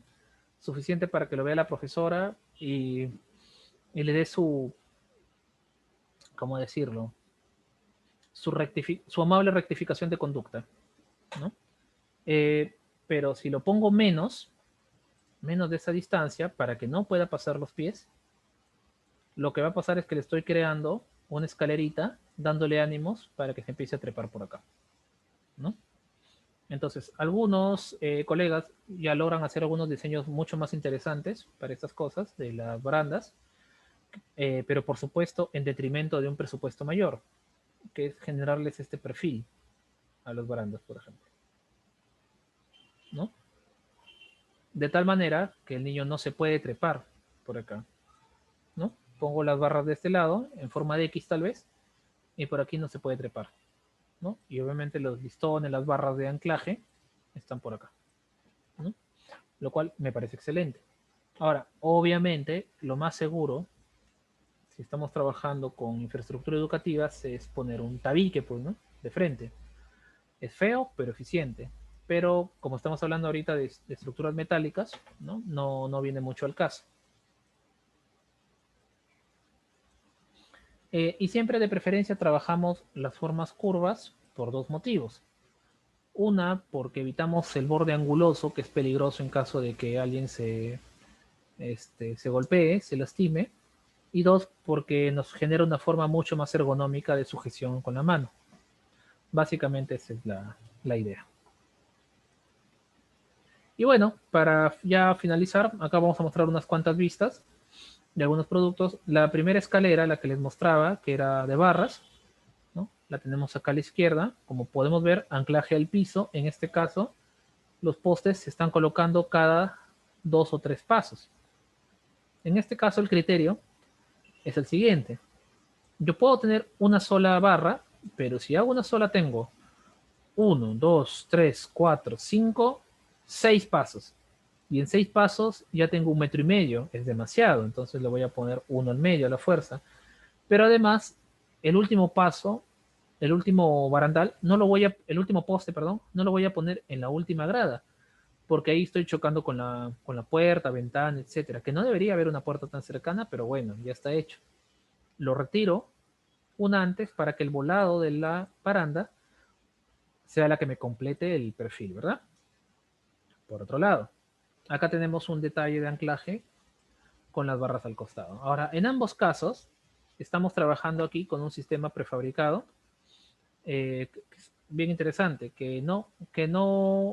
em, que no se trata como la escalera tradicional de atravesar, soldar los postes, perdón, soltar las barras a los postes, sino más bien de sacar estos pequeños anclajes, que como se dan cuenta sí son empernados, y ahí van sujetas estas barras a modo de pasadores.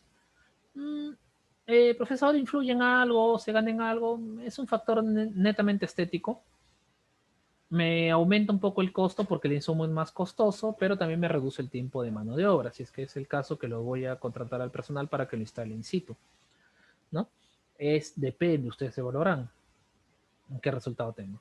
Y en la práctica, bueno, tampoco es muy incidente porque finalmente quien lleva el peso de la seguridad de las personas es este elemento, ¿sí? Bien. Acá tenemos algunos ejemplos de puertas metálicas, ¿no? Por ejemplo, en el caso del de la derecha, básicamente es una puerta formada por platinas de acero. A ver, por ahí un comentario, dice esas puntas que salen son peligrosas por más que... ¿Por cuál estamos hablando? Por esta. Pero en este caso, esas púas están hacia afuera. Las de acá. Bueno, estas de acá están con tuercas, tuercas ciegas. Lo mismo que estuvimos conversando el día jueves, que son una forma de bolitas. Lo que sí señalaría en este caso es que sería inapropiado para edificios públicos porque son muy expuestas al vandalizaje, no se dice, al vandalismo, ¿no? Sería la parte que yo pondría en tela de juicio. Igual, ¿no? En viviendas tampoco no serían contraindicadas si tengo niños pequeños en casa o perritos chiquitos, ¿no? Sería bien complicado.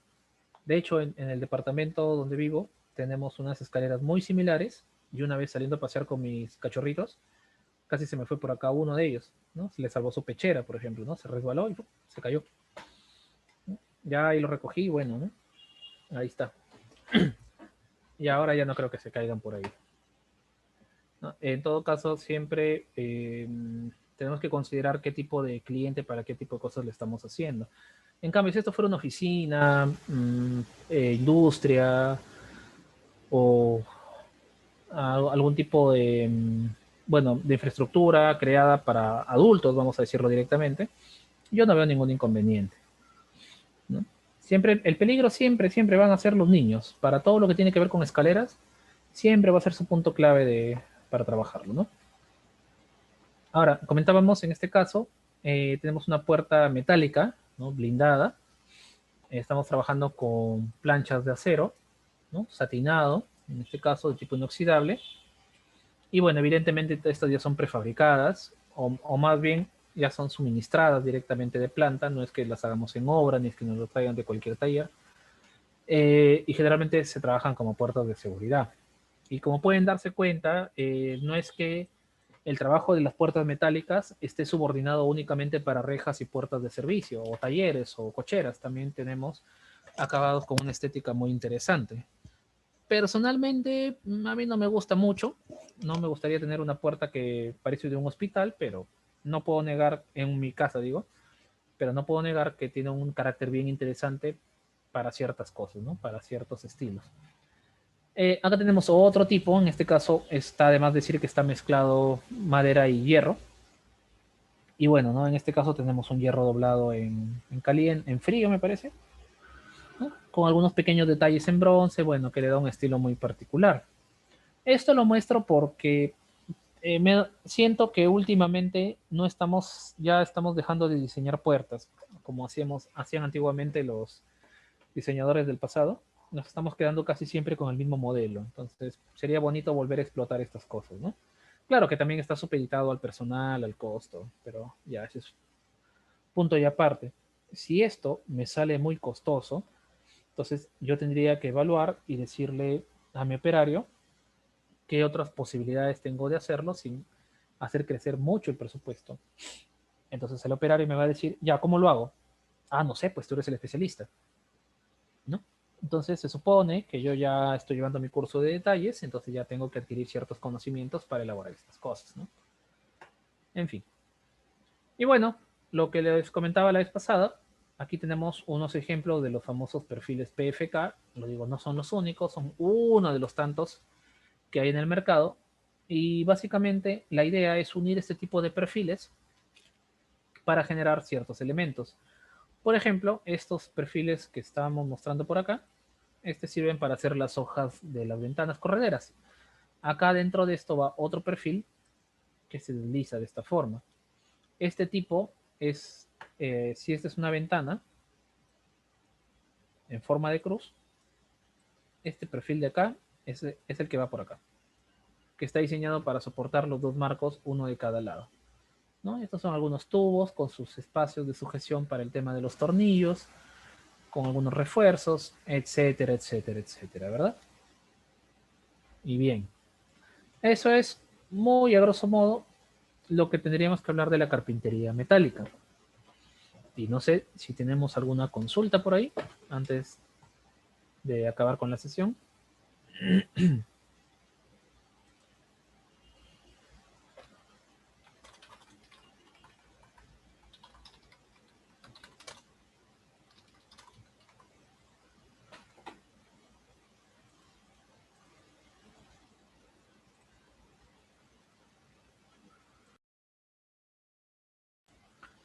Claro. Eh, las regiones de evacuación pluvial, por ejemplo, ¿no? Eh, mi criterio es cualquier elemento que se tenga que hacer a medida se tiene que diseñar con planos, ¿no? Cualquiera, las cosas que se compran enteras, prefabricadas, solamente indicamos las características o las dimensiones referenciales, ¿no? A ver, pero por ejemplo, vamos a ver por acá, a ver.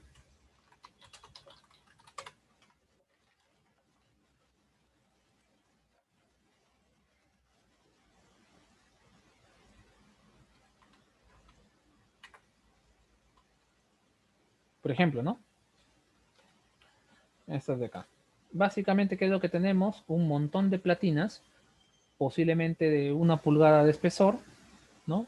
Perdón, 1 pulgada de alto, por, yo le pongo unos 3,16 o 5,32 de espesor, soldadas entre sí, una con otra, ¿no? Que es, bueno, se dan cuenta que es bastante trabajoso, así que barato no va a ser proporcionalmente, pero es parte de, ¿no? De lo que se necesita. Esto porque son prefabricadas, perdón, porque son hechas a medida. Pero por otro lado tenemos prefabricadas también, que en ese caso ya no sería necesario, este, no sería necesario hacerlo en plano, simplemente se indica, ¿no? Por ejemplo, en este caso, dice módulo prefabricado tal, para rejilla, tal, punto, ¿no? Ahora ya se están dejando de utilizar un poco las metálicas, por lo menos en otras latitudes más civilizadas, y se está optando más por el caucho o por el PVC de alta resistencia, ¿no? Por su capacidad para resistir mejor la corrosión.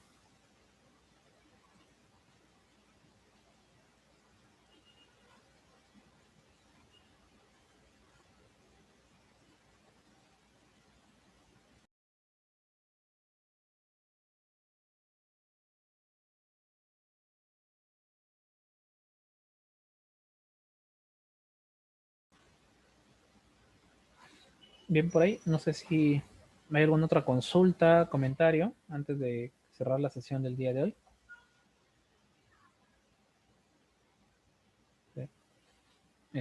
Rafael, Cristina, Pedro, Marleni, Verónica, Carla, David, Edgar.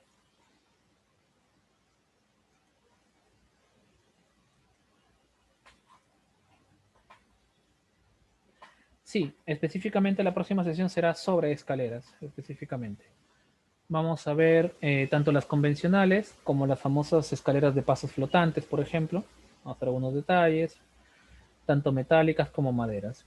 ¿No? Voy a tratar de ajustar todo el tema de escaleras a una sola sesión para ahorrar un poco de espacio y poder dar otros detalles de otros temas que habían consultado, sobre todo en el tema de sanitarias, me parece. No, había un tema que me pidieron que amplíe un poco, me parece que fue de sanitarias, y la idea era reducir un poco de escaleras, que recuerdo que la primera vez fue demasiado, y reducirlo a una sesión, y la del día miércoles trabajamos ese tema adicional, ¿no?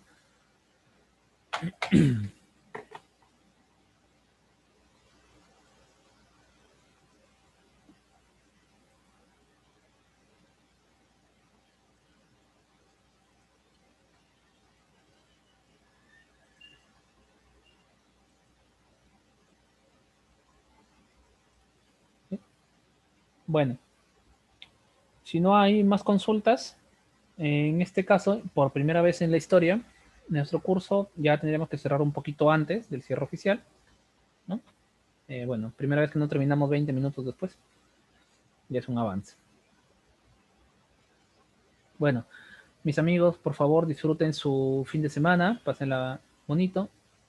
Proveedores de...